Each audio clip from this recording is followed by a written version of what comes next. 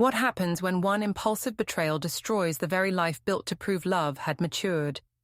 How does a single night, planned, justified, excused, turn into a legal storm that leaves the liar defending herself on paper?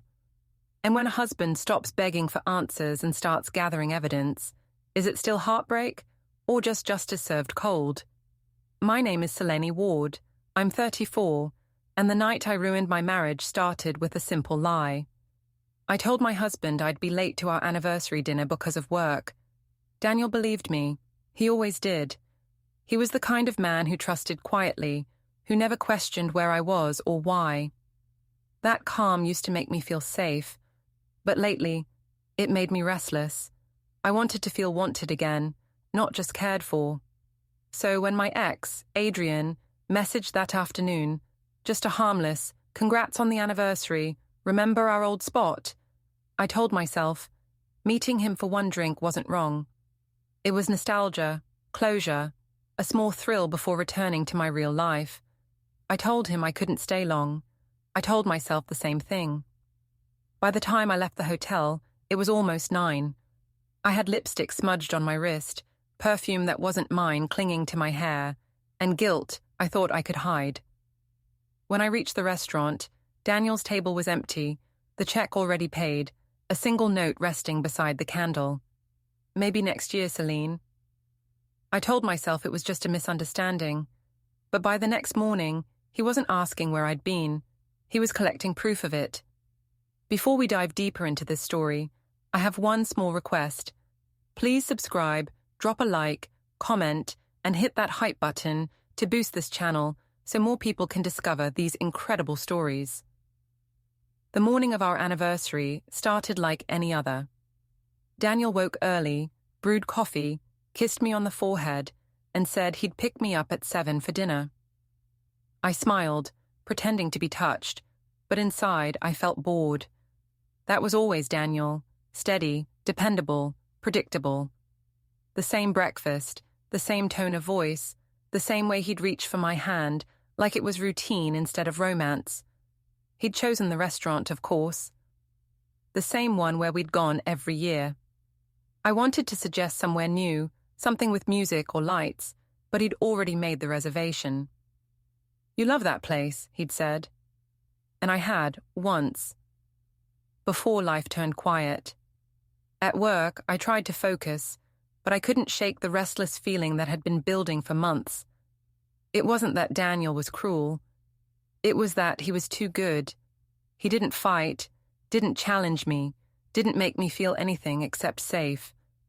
And safety, after a while, felt suffocating. Then around lunchtime, my phone buzzed. The name on the screen made my stomach twist, Adrian Blake. It had been almost 8 years since I'd seen him, but the message was short and casual. "Happy anniversary. Still meeting at the same restaurant." At first I laughed out loud, the audacity of it, but as I stared at the message, something sharp and electric flickered through me. Adrian had always been the opposite of Daniel, impulsive, charming, reckless. He made every moment feel alive, even when it hurt. I wrote back before I could stop myself. "Very funny, I'm not there yet." He replied instantly. "Then join me for a drink first, for old time's sake." My heart thudded. I typed "I can't" 3 times before deleting it each time. Finally I sent, "One drink. That's all." It's strange how quickly you can convince yourself something harmless will stay harmless. I told myself it would be a short catch-up before dinner. I'd be careful. I'd have a drink, reminisce, then go meet my husband and pretend nothing had happened. When I arrived at the bar, Adrian was already waiting.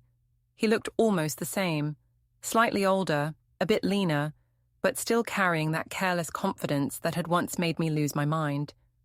He stood up, smiled, and said, "You still look exactly how I remember you." I laughed, trying to sound casual. "You always did know how to exaggerate." He leaned closer. "Not about you." The bartender brought us wine. I told him I could only stay 20 minutes, but the conversation stretched. We talked about the past, about the stupid fights we used to have, about how we'd both grown up. He teased me about being married now, asked if Daniel still looked at me the way he used to. I said he was busy, tired, reliable.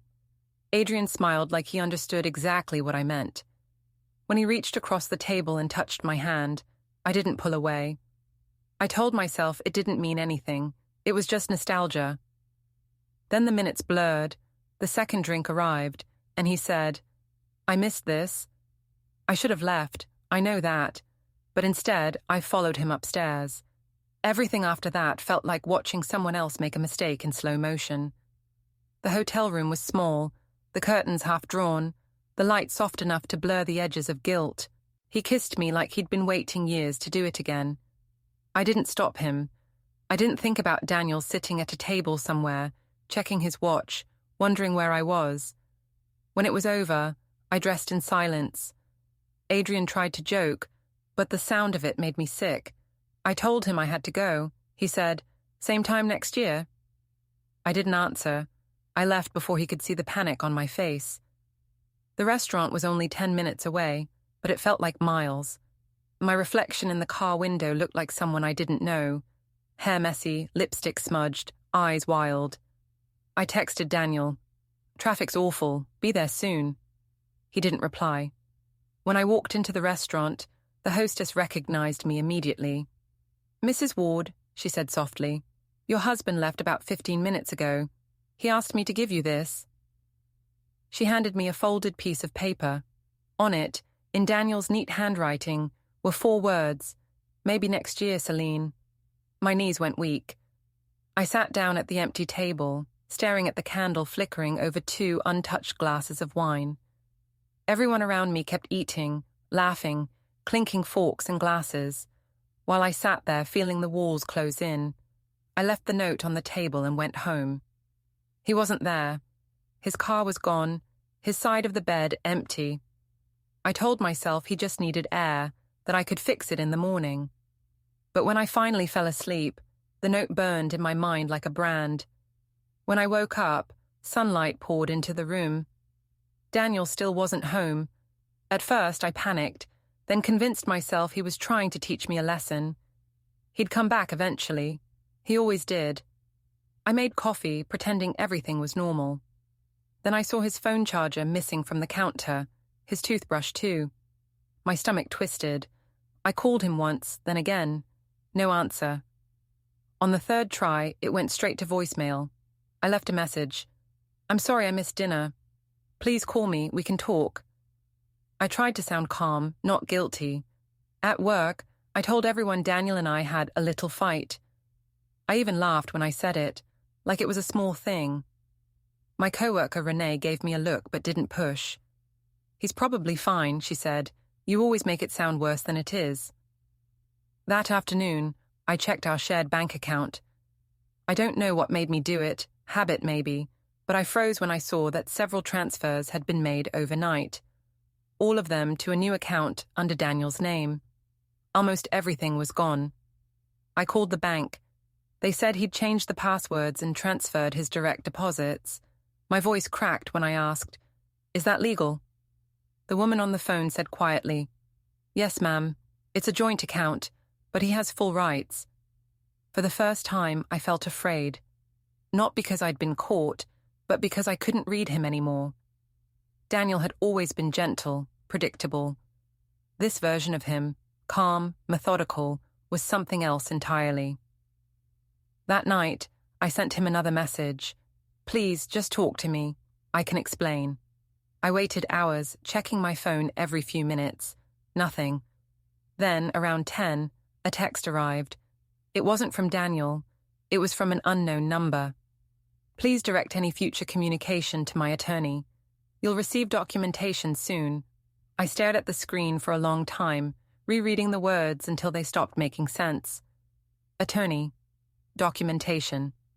It felt unreal, like some bureaucratic nightmare. I called Renee, crying. She said, "Celine, what did you do?" "I just made a mistake," I said. "He's making it bigger than it is." The next morning, a courier arrived at the door. He handed me a thick envelope. The sender's name was D. Ward, via legal counsel. Inside were several pages: financial separation notice, preliminary custody request for Maya, and attached photocopies of supporting evidence. I flipped through them in disbelief. Hotel receipts, credit card transactions. One even had a still image from a security camera in the hotel lobby. Me and Adrian walking in together, my hand brushing his arm. The timestamp read 7:18 p.m., exactly when I was supposed to be meeting Daniel. I sat on the kitchen floor, the papers scattered around me, shaking. I thought of all the lies I'd told, how easily I'd said them. Just one drink, just a misunderstanding, just work running late, each one now reduced to proof on paper. I called Renee again, begging her to help me figure out what to do. She sounded hesitant. "Celine, he's serious. This isn't anger. He's building something. You should get ahead of it." "Get ahead of it how?" I asked. "Talk to a lawyer, or him, but don't lie anymore." I laughed bitterly. "That's the problem, Renee. The truth won't help me now." That evening, I drove to Daniel's office, thinking if I could just see him face to face, he'd soften. His car was there, parked neatly outside. I waited 20 minutes before walking in. His receptionist looked startled. "Mrs. Ward," she said, "I think Mr. Ward's in a meeting." I ignored her and opened the door. Daniel was sitting behind his desk, calm as ever. He didn't look surprised to see me. "Celine," he said, standing slowly, "you shouldn't be here." "I just want to talk," I said. My voice trembled. "You can't do this to me. To us." He nodded once. "You're right. I can't do this to you. You already did it to yourself." I started crying then, real tears, messy and desperate. "I made a mistake, Daniel. I don't even know why. I was stupid. I was lonely." He interrupted softly. "You weren't lonely. You were bored. There's a difference." That calm tone again. It was unbearable. "So what now? You're just going to throw everything away?" He looked at me, his expression unreadable. "Everything was thrown away the minute you walked into that hotel. I'm just cleaning up the mess." For a long time, neither of us spoke. Then he said, almost gently, "You'll get official notice about the house next. I'll make sure you have what you need, but this—" He gestured vaguely between us. "This is over." I wanted to scream, to break something, to make him feel the chaos I felt. Instead, I just whispered, "Do you hate me?" He paused. "No, I just don't know you anymore." I left his office shaking, humiliated. Outside, the air felt sharp, like the world itself was rejecting me. When I got home, the house felt colder. Maya's toys were still in the corner, her drawings on the fridge. I sat on the couch staring at them until my phone buzzed again. It was an email from Daniel's lawyer. "Formal proceedings will begin Monday. Please avoid contact until advised." 3 days earlier, I'd been planning a romantic dinner. Now, I was the defendant in my own life. I went upstairs, opened the closet, and found Daniel's jacket still hanging there. In the pocket was a folded napkin from the restaurant. On it, his handwriting again. I waited as long as I could. That night, I stopped pretending I could fix anything. I realized the only person who'd been fooled by my lies was me. For the next few days, I lived inside a blur. I told myself that if I could just get Daniel to see me face to face one more time, he'd soften. That's what he always did. Eventually, he forgave. But he didn't call, didn't text, didn't even ask about Maya, who was staying with his mother. Every morning, I woke up to silence, and every night I convinced myself he was just waiting for the right moment to reach out. Then, on Thursday, an email arrived from his lawyer with the subject line "Discovery Materials." I clicked it open, expecting financial paperwork, but what I found was far worse. Hotel security footage attached as a file, timestamped, labeled Exhibit A. My hands shook as I pressed play. There I was, in high definition, walking into the hotel lobby with Adrian beside me. I looked happy, not guilty. Laughing, tilting my head, brushing my hair back like I didn't have a husband waiting at a table. There was even a brief clip from the hallway camera, me pressing the elevator button, Adrian's arm around my waist.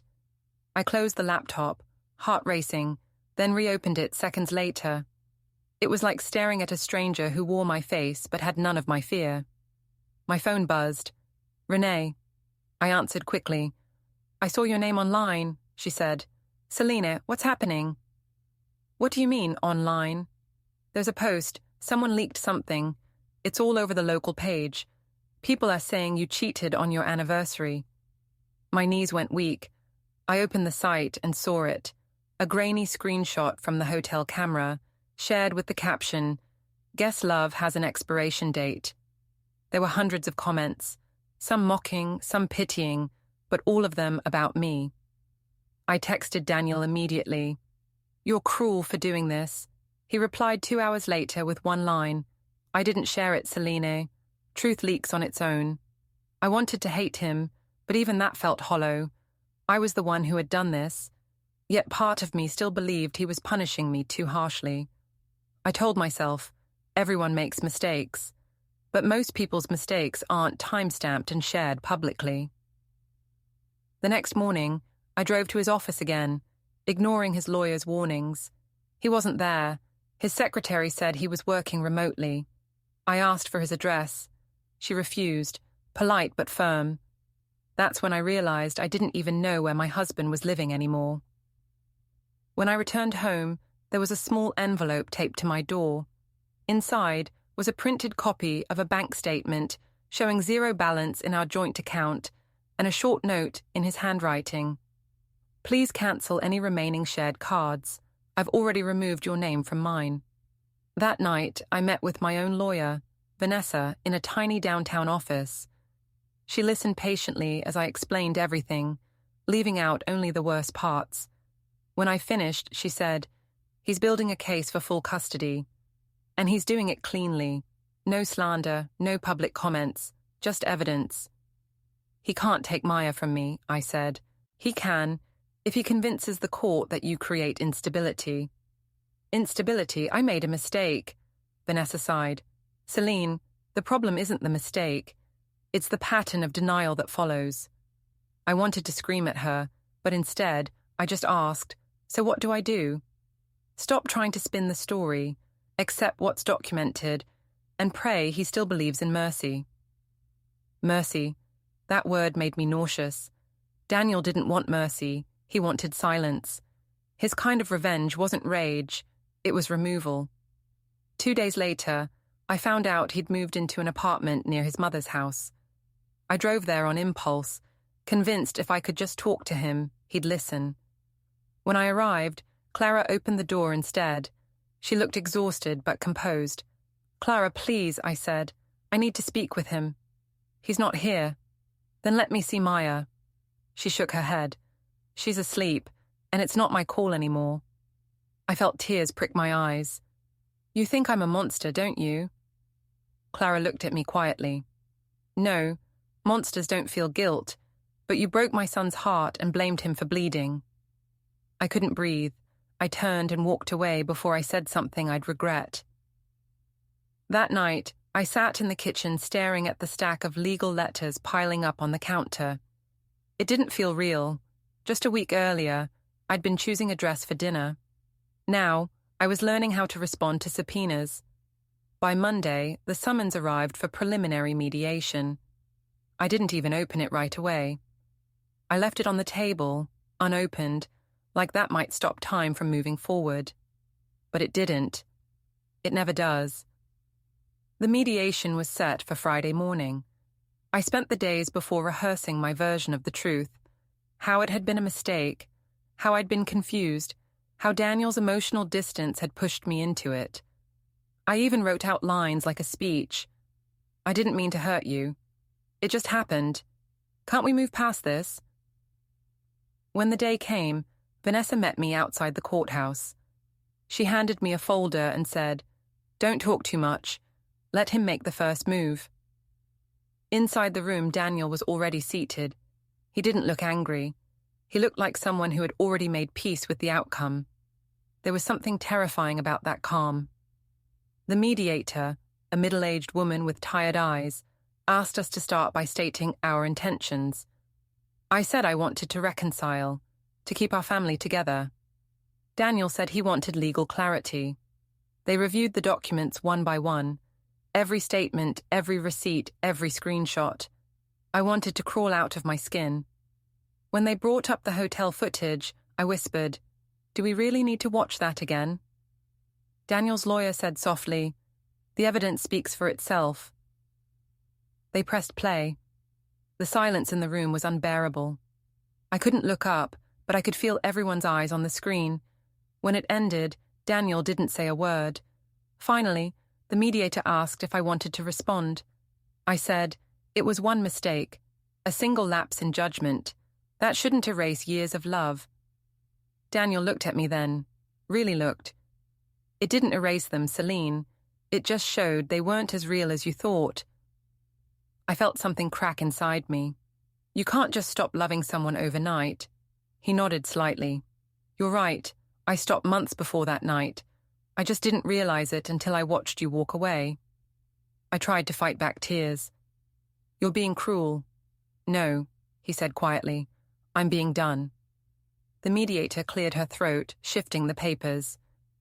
"We can move to the custody discussion." That was when I finally lost control. "You can't take my daughter," I shouted.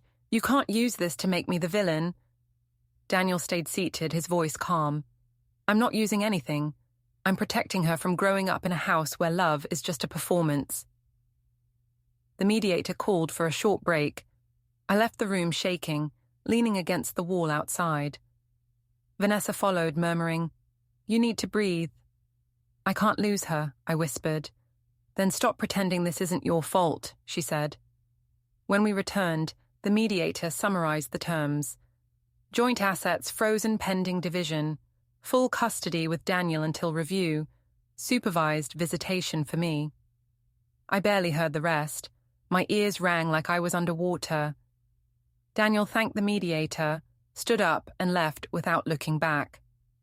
Afterward, I sat alone in the hallway. Vanessa said she'd call me later with instructions, then left too. The building was quiet, sterile, filled with the faint hum of fluorescent lights. I sat there until the janitor asked if I was okay. I nodded, even though I wasn't. When I finally stepped outside, the world felt too bright. Across the street, I saw Daniel's car parked by the curb. He was helping Maya into the back seat, smiling softly as she handed him a drawing. They looked peaceful. I wanted to run over, to shout, to beg him to look at me, but I didn't. Instead, I watched them drive away. That image, my husband and my daughter leaving me behind, burned itself into my memory. That evening, I went home and poured a glass of wine.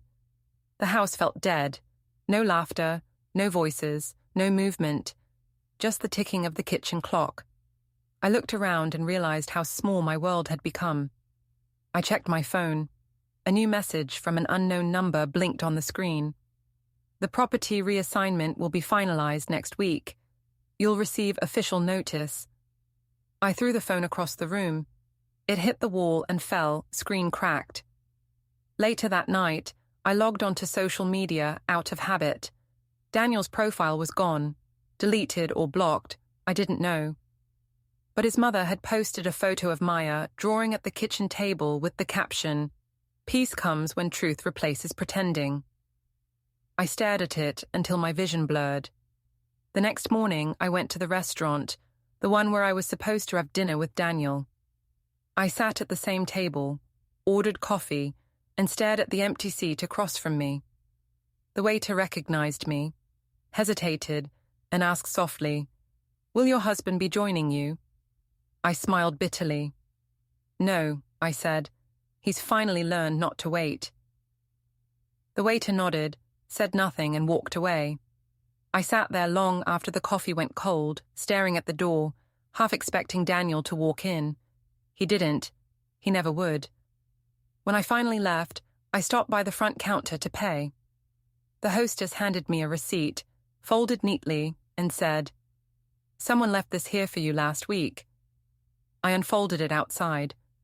It was the bill from our anniversary dinner, the one Daniel had paid for alone. At the bottom, in his handwriting, was a single line. "Next year you can celebrate with whoever you're late for." I sank onto the curb, clutching the paper, tears spilling down my face. I wanted to call him, to scream that I was sorry, that I'd give anything to undo it. But deep down, I knew it wouldn't matter.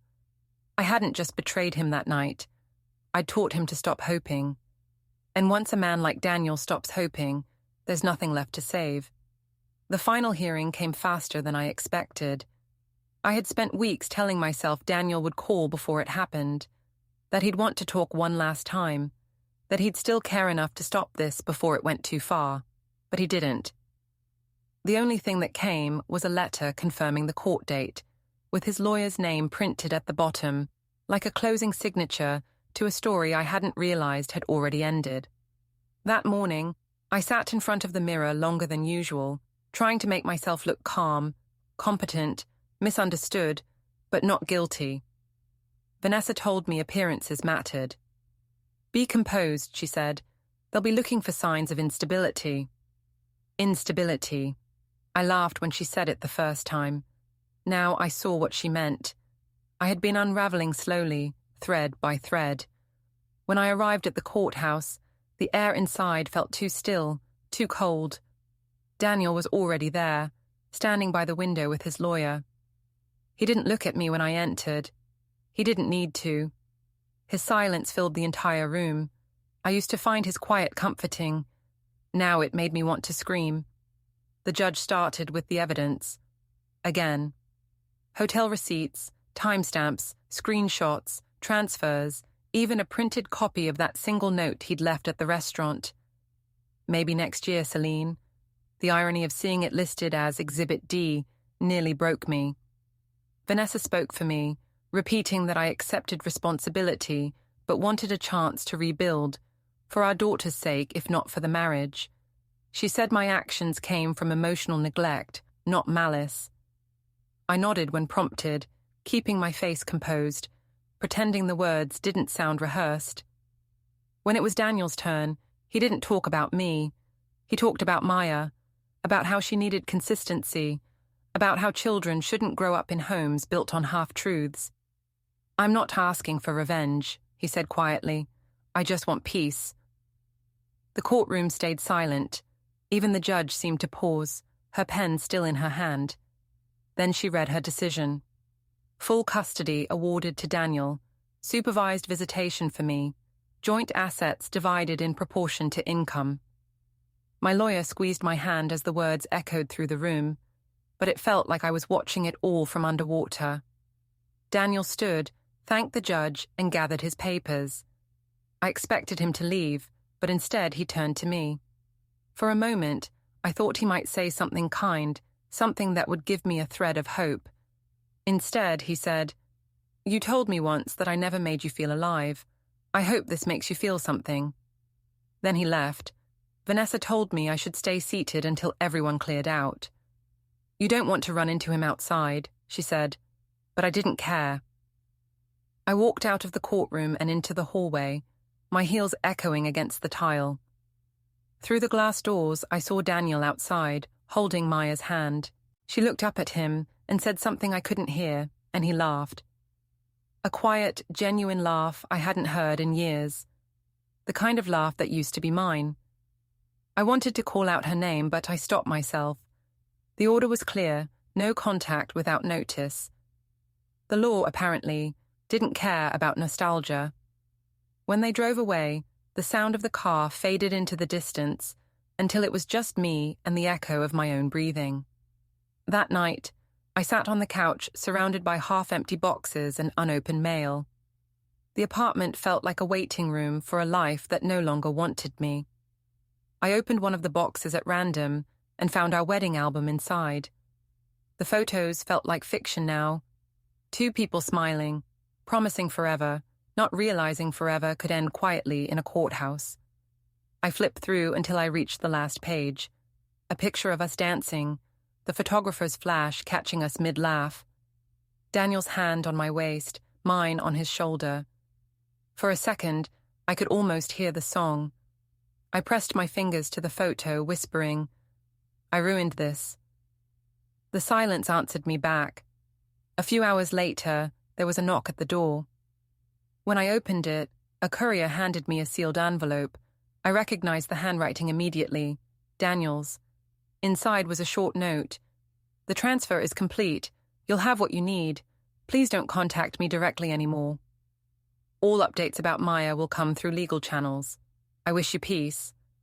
That word again. Peace. The word he used like it was both punishment and mercy. I sat there, holding the letter, until the ink smudged under my thumb. The part of me that wanted to scream and fight finally went quiet. He had done what I never could, ended things without noise. The next morning, I woke to a message from an unknown number. A single line. "A package was left for you at the restaurant." I hesitated, then drove there anyway. The same place where everything had started and ended. The hostess recognized me, but didn't smile. She simply handed me a small brown box with my name written on it. When I opened it inside my car, there was a folded piece of paper and a small USB drive. The paper read, "For your records. I think you should finally see what I saw." I didn't want to, but I plugged it into my laptop as soon as I got home. The file started playing automatically. It was the hotel footage again. But this time, Daniel had slowed it down. Every frame lingered longer. The laughter, the elevator, the touch. Then came a pause, and the camera switched to another angle. The restaurant later that night. The empty chair, the untouched wine, the waiter clearing the table. The timestamp read 9:03 p.m. At the end of the footage, a single sentence appeared on the screen in white text. "You made me wait for someone who was never coming." I closed the laptop, my chest tightening. For the first time since everything began, I felt the full weight of what I'd done. Not just the affair, but the humiliation of letting someone love me deeply and rewarding that love with deception. I'd told myself for weeks that Daniel's revenge was cruel. But watching that video, I saw what it really was: clarity. He wasn't destroying me out of spite. He was setting himself free. That night, I poured the last of the wine and sat by the window, watching the city lights flicker. I wondered where he and Maya were. If she was laughing, if she missed me, if she asked about her mother. Around midnight, my phone buzzed. Another message from Daniel's lawyer. Final documentation attached. Divorce granted as of today. No signature from him. Just legal confirmation that our marriage was officially over. I didn't cry. I just stared at the screen until it dimmed. The next morning, I packed a few clothes, my laptop, and the wedding album. I left the apartment keys on the counter. There was nothing else worth keeping. Before I left, I went to the restaurant one last time. I asked for the same table, the one by the window where he'd waited. The waiter hesitated but nodded. When I sat down, the candle flickered exactly like it had that night. I ordered a single glass of wine and stared at the empty chair across from me. I imagined Daniel sitting there again, checking his watch, still hoping I'd walk in. This time, I whispered to the air, "I'm here." No one heard me. That was the point. When I finished, I left cash on the table and walked outside. The city was buzzing, alive, careless. I envied that. I reached into my bag, pulled out the restaurant receipt he'd once left me, the one that said, "Maybe next year, Celine." I unfolded it slowly, then wrote underneath his words with my pen, "You were right, there won't be one." I left it on a nearby bench and walked away. As I reached the corner, my phone buzzed again. Another message, this time from a number I didn't recognize. Just a photo. Daniel and Maya at a park, both smiling. Maya held an ice cream cone, and Daniel was looking at her, not the camera. I stared at it for a long time. It didn't hurt the way I expected it to. It just felt final. I typed one reply. "She looks happy. Please tell her I love her." I never got an answer. I deleted his number after that, not out of anger but out of surrender. Later that evening, as the sun dipped behind the buildings, I stood on my balcony and whispered to no one. He was always waiting for me to grow up. I just never did. That's the truth I carry now. Not guilt, not anger, just the quiet understanding that sometimes the punishment isn't losing love. It's realizing you were never worthy of the kind that forgives everything until it doesn't. I finished the last sip of wine, turned off the light, and let the dark finally swallow the noise I'd made of my life. Some people destroy what they love by shouting. I did it by being too sure he'd always stay. Now, the only thing left of us is a video, a receipt, and a table for two that will never be filled again. Don't forget to hit like, subscribe, and turn on the bell so you don't miss the next story. Write in the comments from which city you are watching.